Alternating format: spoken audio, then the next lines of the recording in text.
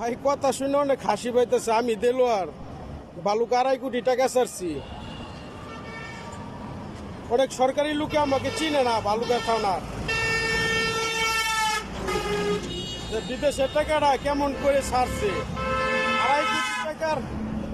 2.5 কোটি টাকার হিসাব বলে কেমনে করে নিব।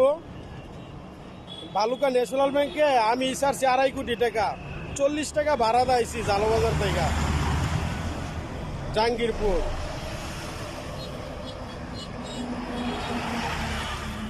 আওয়ামী সরকার থাকতে সৌদির থেকে আসছিলাম। বালুকা 2.5 কোটি টাকা ছাড়ছি। অনেক সরকারি লোকে জানে না, হিসাবও নিতে পারে। আবার অনেক উকিলের পকেটও গরম হইতে পারে যে মিথ্যা মামলা দেয় টাকার সুর বলে কমায় দিতে পারে। ভাই ভালো করে চিনেন,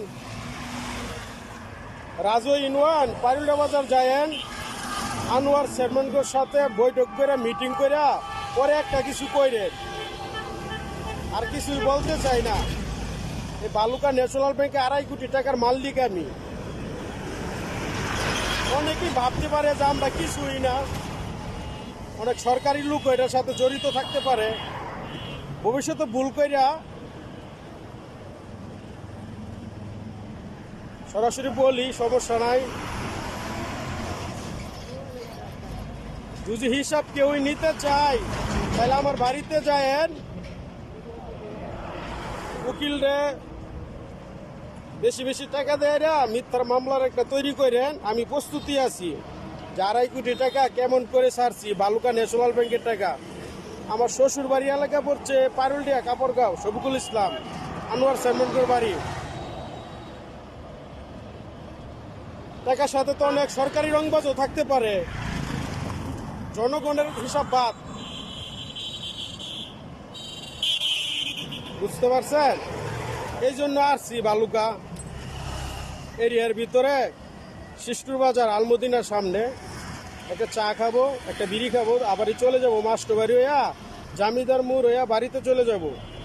ভাই 2.5 কোটি টাকা যে কামাই করে সে জানে এর মাথাটা কেমন থাকে।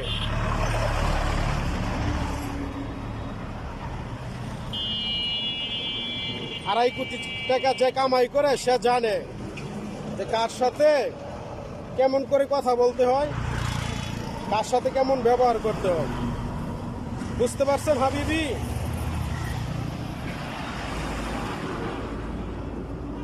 বালুকা ন্যাশনাল ব্যাংকের টাকা থানার মুর হইয়া বালুকা হইয়া কনাশাল হইয়া পাইলাবর হইয়া একটু পাইল